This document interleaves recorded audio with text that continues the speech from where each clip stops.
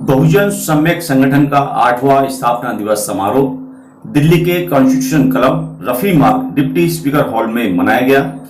इस समारोह में देश के कई राज्यों से संगठन के पदाधिकारी व शुभचिंतक सम्मिलित हुए। कार्यक्रम का शुभारंभ पूज्य भिक्खु द्वारा त्रिशरण व पंचशील व बुद्ध वंदना के साथ किया गया। संगठन की अध्यक्ष प्रीता हरित व अतिथियों ने तथागत बुद्ध व बाबा साहब की प्रतिमा पर माला अर्पण कर अपने श्रद्धासुमन अर्पित किए।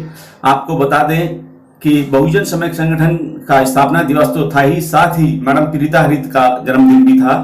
इस कार्यक्रम में केंद्र सरकार के मंत्री रामदास अठावले, केंद्रीय सामाजिक न्याय व अधिकारिता राज्य मंत्री व डॉक्टर विजय सोनकर शास्त्री, पूर्व सांसद व राष्ट्रीय प्रवक्ता भाजपा व कई सांसद व राज्यसभा सांसद भी इस समारोह में सम्मिलित हुए।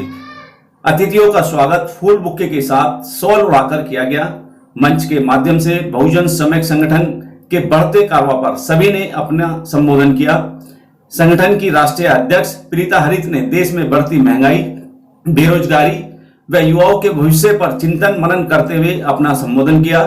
आपको बता दें कि संगठन का कार्य क्षेत्र संपूर्ण भारत है। संगठन जातिगत भावना से हटकर पूरे देश में कार्य कर रहा है, साथ ही बहुसंख्यक समाज के लोगों को जोड़कर देश में लीडरशिप पैदा करने का कार्य कर रहा है। इस कार्यक्रम की भूरी भूरी प्रशंसा आए हुए सभी लोगों ने की और इस कार्यक्रम की भव्यता ये रही कि इस कार्यक्रम में सभी जाति धर्म के लोगों ने बढ़ चढ़कर हिस्सा लिया। आपको बता दें कि यह संगठन पूर्व में 8 वर्ष कंप्लीट कर चुका है और अब फिर नई दिशा में कार्य कर रहा है। समाज के लोगों को जोड़कर देश में लीडरशिप पैदा करने का कार्य यह संगठन बाखूबी कर रहा है। आए हुए भिक्खु गणों को संगठन की अध्यक्ष प्रीता हरित ने चीवर प्रदान कर उनको सम्मानित किया।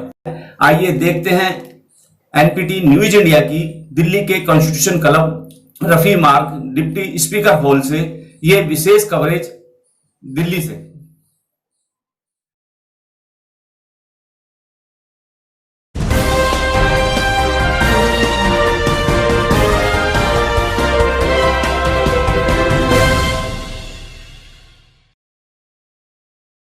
आवाज देना चाहूंगा, उस आवाज को जो पूरे इस देश की आवाज है, पूरे बहुजन समाज की आवाज है, जिसके संघर्ष के कारण ये हमारी आवाज को दूर दूर तक सुना जा रहा है और आगे भी हमारी उस आवाज के साथ मिलकर उन बुलंदियों को, उन ऊंचाइयों को छू ले कि हमारे जो आज हमारा उत्पीड़न है, जो हमारे जिसके लिए हमें संघर्ष करना पड़ रहा है, उस संघर्ष को हम कहीं विराम दे पाए। उस संघर्ष की प्रणेता, उस संघर्ष की पुरोधा प्रीता हरित, जिनका आज जन्मदिवस भी है, मैं उनसे आग्रह करता हूं कि वो अपने दिल के उद्गारों को, अपने मनोभावों को हम लोगों के साथ साझा करें और हमें एक नई दिशा, जिस दिशा पर आप चल रही हैं, उस दिशा से हम लोगों को भी आशान्वित करें और हमारा भरपूर सहयोग आपके साथ में है। कृपया आप हमें मार्गदर्शन देकर के हमें अपना आशीर्वाद भी दीजिएगा। प्रीता हरित जी, जोरदार तालियों के साथ तालियां सदन से बाहर जानी चाहिए। प्रीता हरित, नमस्कार। जो तार से निकली है वो धुन सबने सुनी है, जो सांस से गुजरी है वो किस दिल को पता है। बहुजन सम्यक संगठन के 8वें स्थापना दिवस में सबका स्वागत है। बहुजन सम्यक संगठन के देश के दूर दराज से आए पदाधिकारियों और कार्यकर्ताओं का मैं स्वागत करती हूँ। सम्मानित मंच पर आसीन डॉक्टर विजय सोनकर शास्त्री जी, भाजपा के राष्ट्रीय प्रवक्ता बाद में हैं। पहले समाज के मुकुट पहले हैं, समाज से जुड़े हुए हैं, समाज के लिए उन्होंने पूरा जीवन न्योछावर किया है, पूरे जीवन उन्होंने काम किया है। बड़े विचारक हैं, बड़े बुद्धिमान हैं, बड़े अच्छे वक्ता हैं, मैं उनका स्वागत करती हूँ। सम्मानित मंच पर आसीन सुखविंदर सिंह संधू जी, समाज के बुजुर्ग हैं और समाज सेवा से जुड़े रहे हैं, आरपीआई पार्टी से संबंध भी रखते रहे हैं और श्रीमान उमेश सिंह गौतम जी, देशराज कर्णवाल जी, पूर्व विधायक पीके राघव जी, हमारे बड़े भाई हैं, रेलवे ट्रैफिक सर्विस के ऑफिसर हैं, सोरठिया जी मंच पर आसीन हैं, आप सभी लोगों का बहुत बहुत स्वागत है। जो मंच के इस तरफ बैठे हैं उनका भी स्वागत नहीं है, जो मंच के उस तरफ बैठे हैं उनका भी बहुत स्वागत है। बहुजन सम्यक संगठन एक सामाजिक संगठन है, एक गैर राजनीतिक संगठन है। इस संगठन का निर्माण लगभग 2012-13 में शुरू हो गया था और बहुजन सम्यक संगठन के निर्माण की प्रक्रिया 2-3 बरस तक चलती रही। सन 2015 में दिल्ली के पिक्की ऑडिटोरियम से औपचारिक रूप से बहुजन सम्यक संगठन के जो घोषणा हमने की थी, उस समय घोषणा में जो उपस्थित हमारे भाई साथी थे वो आज भी इस सभा में उपस्थित हैं। कई लोग हैं, भले ही हाथ उठा करके ऊपर खड़ा करके और वो दिन है और आज का दिन है, कभी भी पीछे मुड़कर नहीं देखा। भले ही दलित को हीन दृष्टि से देखा जाता हो, हेय दृष्टि से देखा जाता हो, पर फिर भी बहुजन सम्यक संगठन के माध्यम से जो समाज के जो पिछाड़े हुए लोग हैं, जो वंचित लोग हैं, जो हाशिए पर पड़े हुए लोग हैं, उनका सम्मान बढ़ा है। और इसके लिए मैं अपने आप को भी बहुत अंदर से महसूस करती हूँ कि जो मैं अपने तरफ से जो कर सकी संगठन के माध्यम से, मैं उसमें आज भी लगी हुई हूँ। एक लंबा समय हो गया, 2012 से 2022 10 बरस हो गए। इन 10 बरसों में ही जो बदलाव आने थे वो आए, बहुत से बदलाव आए। सबसे बड़ा बदलाव ये आया कि व्यक्ति की जो ऊर्जा होती है, जो उसकी जो ताकत होती है, जो उसकी काबिलियत होती है, उसको पहचानने का जो अवसर मुझे मिला, उसके लिए मैं समाज की बहुत आभारी हूँ, बहुत धन्यवाद करती हूँ। मैंने सही मायने में इंसानियत को पहचाना, हर व्यक्ति का सम्मान होता है, इस बात को पहचाना।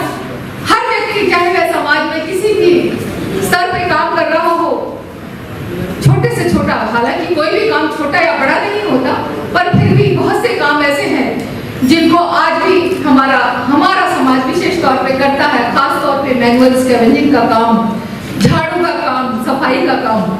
तो भले ही ये काम छोटे नहीं होते, लेकिन फिर भी इस काम को हमारा ही समाज में करे। हमारा ही समाज क्यों करे कि हाथ में झाड़ू लेकर के सफाई करे। सड़क पर हमारी बहन बेटियां जो इतनी सुंदर इतनी कोमल होती हैं, वो झाड़ू लेकर के सड़क झाड़ रही हैं। या जो नालों में जो हमारे कर्मचारी उतरते हैं, वो दुर्गंध से और जो गैस निकलती है उससे तत्काल उनके प्राण चले जाते हैं और सरकार देखती रहती है। खास तौर पर दिल्ली में विशेष तौर पर ऐसा होता रहा है। मैनुअल स्कैवेंजिंग का जो रोक लगाई गई है, कानून बनाए गए हैं, मशीनों से सफाई होनी चाहिए, और बावजूद उसके सरकार को उस पर अभी काम करना बाकी है।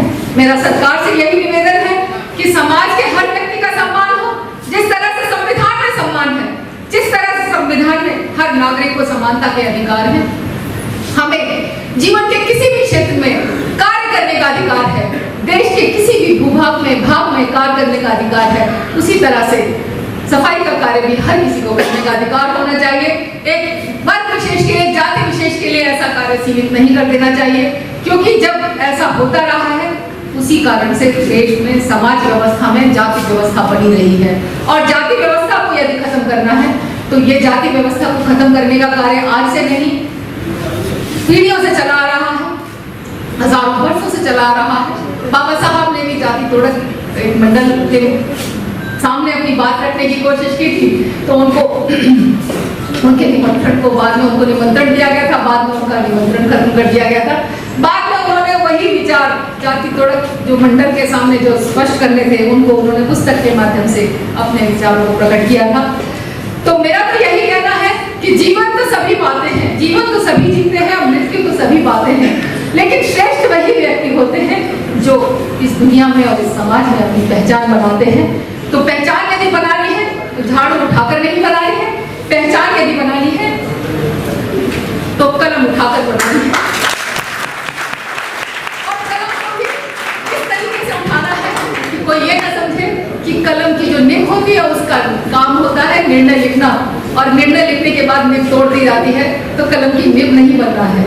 कलम को हाथ में उठाना है, विचारों को प्रकट करने के लिए कलम का काम करना है। और बहुजन सम्यक संगठन इस देश का ऐसा संगठन रहेगा कि मैंने अभी कहा जीवन तो सभी जीते हैं, मृत्यु तो सभी पाते हैं, और व्यक्ति आएंगे, कार्यकर्ता आएंगे, 8 बरस में 12 बरस में बहुत से लोग जो संस्थापना दिवस पर भी उपलब्ध थे, मौजूद थे, आज भी मौजूद हैं, वे भी रहेंगे, फिर भी नए व्यक्ति आएंगे और बहुजन सम्यक संगठन की विचारधारा हमेशा रहेगी, हमेशा कायम रहेगी, ऐसा मेरा मानना है।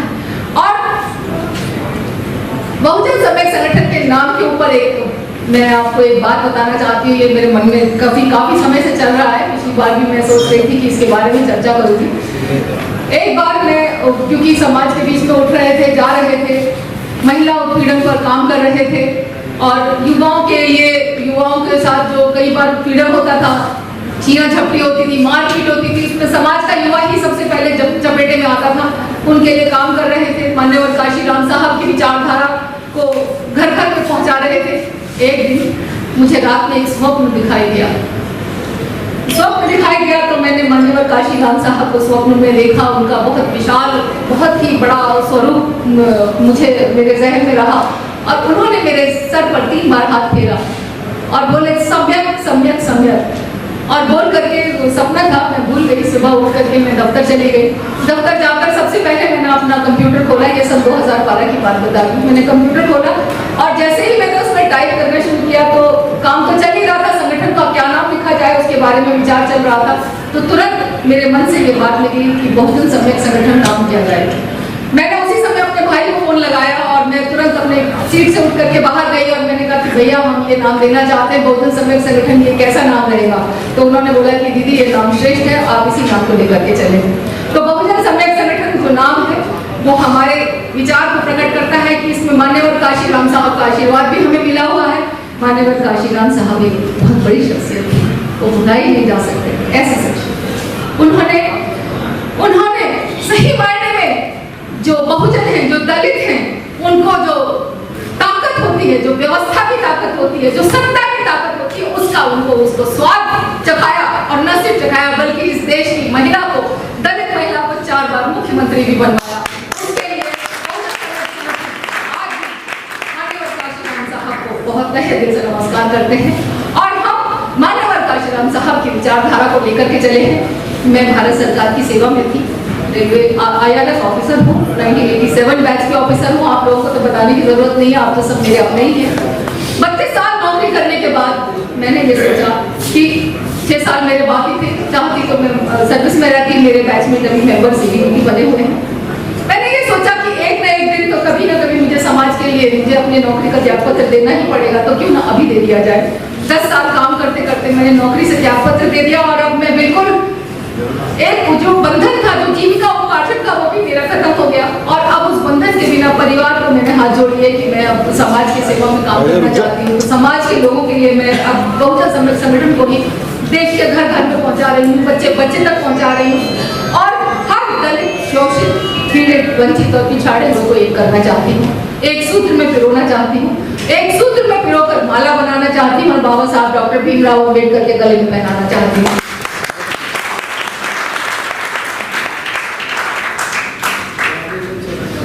बहुत लंबे समय से एक ऐसा माहौल देश में बना हुआ है, और खास तौर पे हमारा जो समाज है, जो हम दलित बहुजन समाज के व्यक्ति हैं, मैं उन लोगों के लिए एक विचार को देना चाहती हूँ कि कभी भी कोई भी समय स्थिर नहीं होता, स्थायी नहीं होता, शाश्वत है तो सिर्फ बदलाव जो निरंतर है, वही बदलाव ही शाश्वत, वही चलता रहता है। बदलाव होना जरूरी है। पहले जब देश आजाद हो रहा था, मैं आजादी से पहले नहीं जाऊंगी क्योंकि इतिहास को हर कोई दोहराता है। जब देश आजाद हो रहा था, जब देश आजाद हुआ तो आवाज नहीं थी बहुजन की आवाज बनी। बहुजन की जब आवाज बनी तो बहुजनों के मन में एक विचारधारा ने जन्म लिया कि हम विरोध करें। विरोध की राजनीति हम करते रहे, और विरोध की राजनीति करते करते हम आज इस स्थिति में पहुंचे कि हम लोगों में अपने जो हमारी जो विचारधारा है, जो हमारी जो विरासत है, जो हमारे पूर्वजों की, जो हमारे संतों महात्माओं की जो शक्ति है, हम उसको भूल गए, और हमने सिर्फ विरोध को अपना लिया। चाहे राजनीतिक क्षेत्र में हो, चाहे सामाजिक क्षेत्र में हो, चाहे संगठनों के बीच में हो, हम लोग सिर्फ विरोध करते हैं, और विरोध करके हम अपने आप को ज्यादा ज्यादा ताकतवर और ज्यादा सशक्त महसूस करते हैं। जबकि यदि आप में सचमुच ताकत है, यदि आप में सचमुच मादा है कुछ करने का, तो बिना विरोध किए हम अपनी बात को मनवा सकते हैं। ऐसा हमें ऐसा मादा होना चाहिए। तो बिना विरोध किए यदि आप अपने अपने सभा में, अपनी संसद में अपनी बात पहुंचा सके, वही सबसे बड़ी ताकत है। उसी ताकत को जगाने में निकली हूँ। मैं कभी भी किसी का विरोध नहीं करती, किसी की जाति का विरोध नहीं करती, किसी धर्म का विरोध नहीं करती, समाज में कोई भी बात ऐसी नहीं कहती जिसके कारण व्यक्ति ये कहे कि ये छोटी बात बोल करके अपने आप को आगे बढ़ा रही है। हमेशा सम्मान करती हूँ। हर व्यक्ति का सम्मान है, मेरा सम्मान है तो आपका भी सम्मान है, दूसरी जातियों के व्यक्तियों का भी सम्मान है। ये हमारे देश का दुर्भाग्य है कि हम जातियों में पैदा हुए हैं, वरना प्राकृतिक दृष्टि से हम सभी व्यक्ति समान हैं। हमारे वही आँख, नाक, कान, हाथ, पैर, बुद्धि, मेधा वो सभी हमारी है। और हम उसको यदि अपने तरीके से काम करें तो हम किसी भी जाति में जन्मे हो, हम सब एक समान हैं। और संविधान जिसे बाबा साहब डॉक्टर अम्बेडकर ने लिखा था, उस संविधान में हम सभी को वो समानता के अधिकार हमें दिए गए हैं और अवसर की समानता के जो अधिकार हमें दिए गए हैं। तो कोई कारण नहीं है कि हम में से कोई ऊंचा या कोई नीचा या कोई छोटा या बड़ा हो। हम चाहे तो हम अपने जो हमारी व्यक्तिगत जो क्षमता है उसको श्रेष्ठता के चरम पर पहुंचा सकते हैं। ये हमारे प्रयासों के कारण हो सकता है। यदि हम काम करने निकले और हमारा काम नहीं बनता है तो इसके पीछे हम खुद जिम्मेदार हैं। लेकिन क्या है, हमारे विचारों में पीड़ित मानसिकता ने जन्म ले लिया। हम एक पीड़ित मानसिकता के साथ जी रहे हैं कि मैं पीड़ित हूँ, मैं पीड़ित था, मैं पीड़ित रहा और मैं पीड़ित रहूंगा। इस विचारधारा के साथ हम चलते रहे हैं। ये जो विचारधारा है ये हमें समाज के शीर्ष पर पहुंचने से हमेशा रोक रही है। मैं आज भी कहती हूँ, victim can never be victim. जो विक्टिम है वो कभी विक्टर नहीं हो सकता, जो पीड़ित है वो कभी नेता नहीं हो सकता। तो यदि नेता आप हैं, यदि आप लीडर हैं, नेता का मतलब राजनेता नहीं होता। राजनीतिक क्षेत्र में जो नेता होता है वही नेता नहीं होता। जीवन के हर क्षेत्र में नेता होता है। हॉस्पिटल में वार्ड बॉय नेता होता है, मंदिर में भी एक नेता होंगे, और हम घर में भी जो परिवार होता है उसमें भी एक नेता होता है, परिवार का मुखिया होता है। समाज के हर क्षेत्र में एक नेता होता है। तो हम नेता तभी बन सकते हैं जब हम पीड़ित मानसिकता का त्याग करें। और पीड़ित मानसिकता का त्याग करने के लिए भारतवर्ष में हमारे पास वो सब उपलब्ध है कि हमें अब और पीड़ित मानसिकता के साथ अपने जीवन को नहीं जीना चाहिए।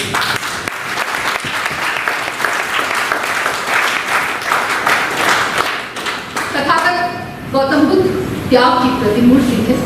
सबसे बड़ा त्याग इस देश में, इस इतिहास में, भारत के इतिहास में यदि किसी ने किया है तो तथागत गौतम बुद्ध सिद्धार्थ ने किया, जो राजकुमार थे, जो एक राजा के वंशज थे और एक राजसत्ता के आसीन थे उस पर। लेकिन उनसे दुख नहीं देखा गया।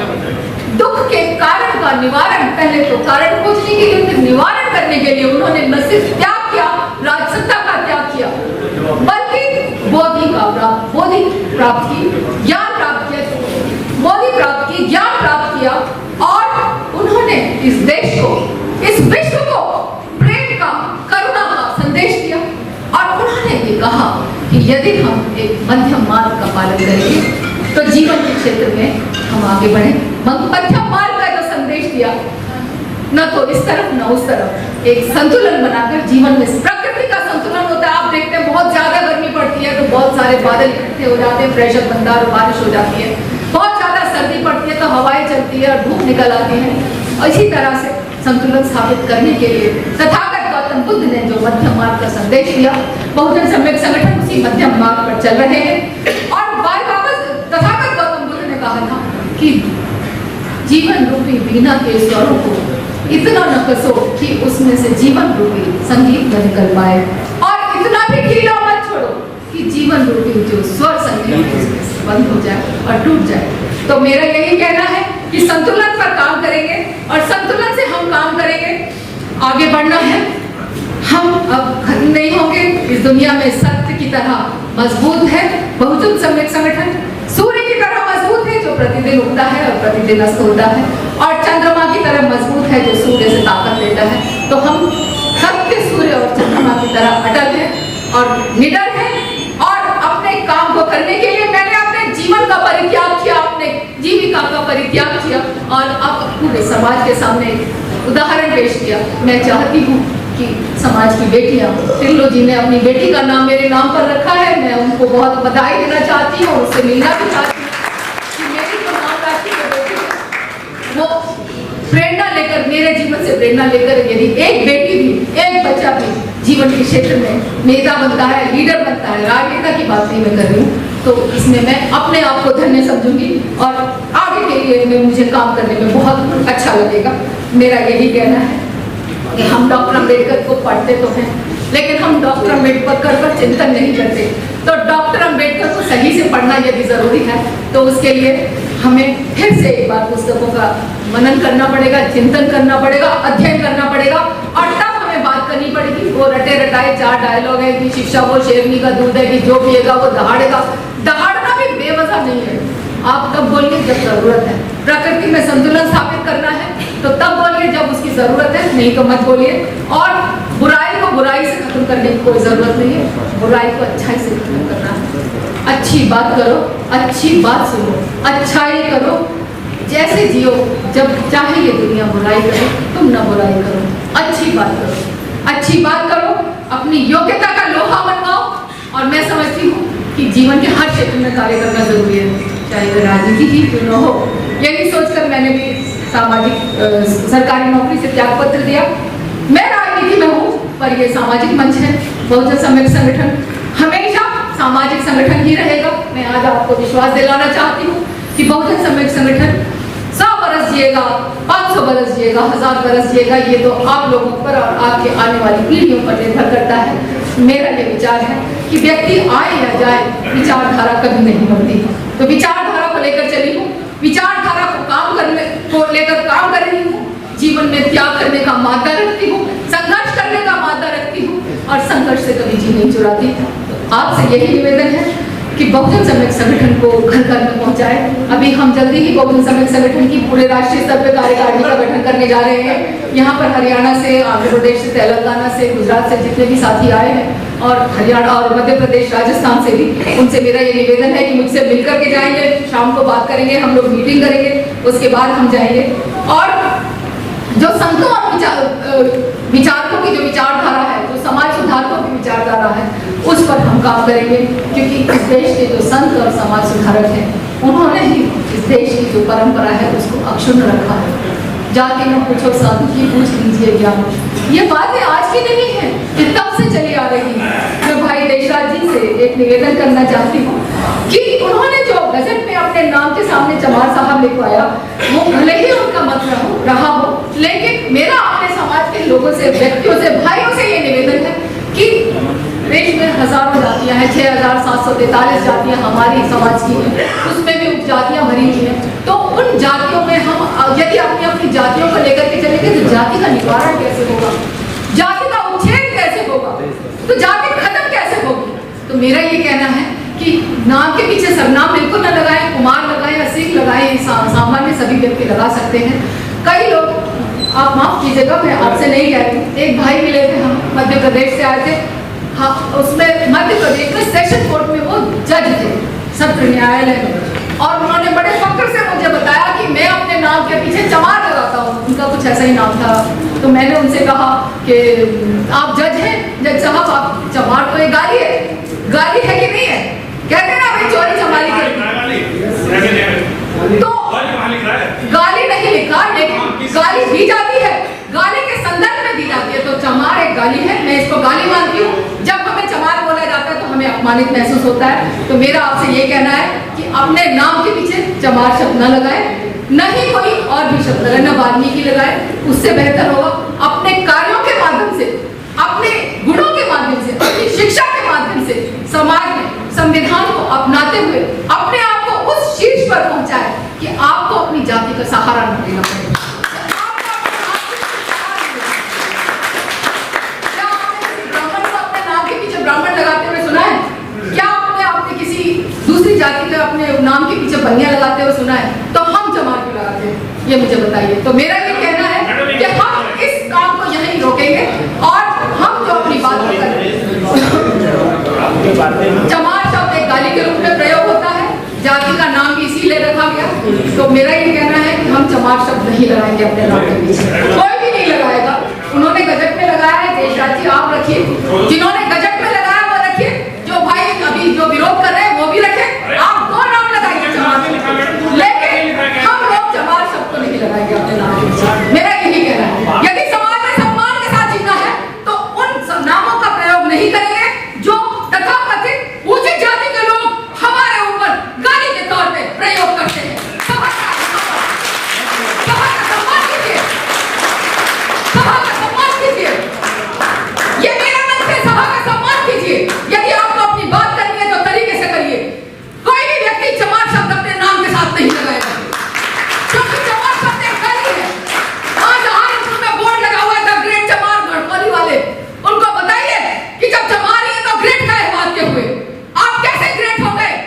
आप अपने आप को समझते रहिए कि हम चमार हैं, हम ग्रेट हैं, लेकिन जो तथाकथित ऊंची जाति वाले हैं वे सब जानते हैं कि हम लोग ग्रेट नहीं है। उनको मन में पूछिए, क्या आपको बेटी दे देंगे वो? क्या आपके साथ अपनी बहू अपने घर में आपके घर में रख देंगे अपनी बेटी को? बिल्कुल भी नहीं। तो बाबा साहब डॉक्टर अम्बेडकर ने सोच समझ के ये कहा था कि जाति का उच्छेदन यदि करना है तो सबसे पहले अंतर जाति विवाह करना शुरू करो, ताकि जो उनसे उत्पन्न जो बच्चे हों उनको हम कोई भी जाति में न सीमित करके रख सके। तो मेरा यही कहना है कि आप लोग आए हैं, आप लोग पढ़े लिखे लोग हैं, समझदार लोग हैं। विरोध सिर्फ विरोध करने के लिए नहीं होना चाहिए, विरोध होना चाहिए एक तर्क पर आधारित होना चाहिए, तर्क पर आपको काम करना चाहिए। और बहुजन सम्यक संगठन गैर राजनीतिक संगठन है। बहुजन सम्यक संगठन किसी भी धर्म का और किसी भी जाति का समर्थन नहीं करता, किसी भी पार्टी का समर्थन नहीं करता। बहुजन सम्यक संगठन एक ऐसा काम करने के लिए निकले हैं जो इस देश में हमेशा बना रहे हैं। और मेरा आपसे यही निवेदन है, रविदास जी की एक संत रविदास जी की जो जाति जाति में जाति है, उसके उस बात को बोल करके मैं ये समझाना चाहती हूँ, जो केले के पत्ते की तरह जाति होती है, जाति जाति में जाति है जो केरन के बाद, तो जाति के अंदर भी जाति है, जाति के अंदर भी जाति है। जो भाई चमार शब्द के ऊपर इतनी ज्यादा अपनी ताकत दिखा रहे हैं, उस चमार में भी कम से कम 10-12 जातियां हैं जो आपस में विवाह संबंध नहीं स्थापित करते आज भी। तो मेरा यही कहना है कि यदि जीवन में आगे बढ़ना है तो अपनी समुचित विचारधारा का अभी परित्याग करिए, किसी समय त्याग करिए, और आगे बढ़ने के लिए आपको जो हो गया है उसको आज के संदर्भ में वह कितना तार्किक है, कितना तर्क संगत है, उसी पर काम करिए। ये मेरा आपसे निवेदन है। और मैं आपकी बहन हूँ, मैं आगे के समाज से हूँ। मैं कभी नहीं कहती कि मैं इस जाति से हूँ, मैं कभी नहीं कहती कि मैं दलित हूँ, मैं ये कहती मैं आप ही के समाज से हूँ, दलित समाज से हूँ। दलित शब्द का सुखविंदर जी ने बताया था गला हुआ, मैंने आपको हर मंच में बताया ये बात कि दलित हूँ और दलित नहीं हूँ। दलित मतलब जो चक्की में दाल पीसते हैं आप लोग, यहाँ बहुत से किसान मेरे पास बैठे हुए हैं, दाल मिल में जब दाल डाली जाती है तो चक्की में डालते हैं तो उसके 2 टुकड़े हो जाते हैं, बट जाती है। तो दलित हूँ, बटा हुआ समाज की एक महिला हूँ, आपकी बेटी हूँ, आपकी बहन हूँ, लेकिन पद दलित नहीं हूँ। पद दलित होता है जो पैर के पीछे कुचला जाए, हम पद दलित नहीं है। हमारे पास हमारे संत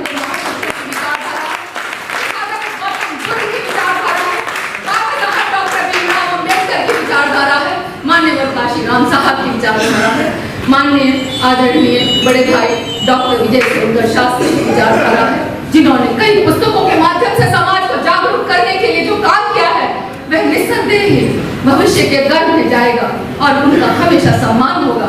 डॉक्टर अंबेडकर के बाद यदि कोई विचारक इस देश में हुआ है इतना बड़ा तो डॉक्टर विजय सोनकर शास्त्री हैं। मैं उनका फिर एक बार सम्मान करना चाहती हूँ। शब्दों के साथ मैं अपनी बात को यहाँ पर मैं समाप्त नहीं करती, आगे और भी बात रखूंगी। बहुत धन्यवाद। जय भीम, जय भारत।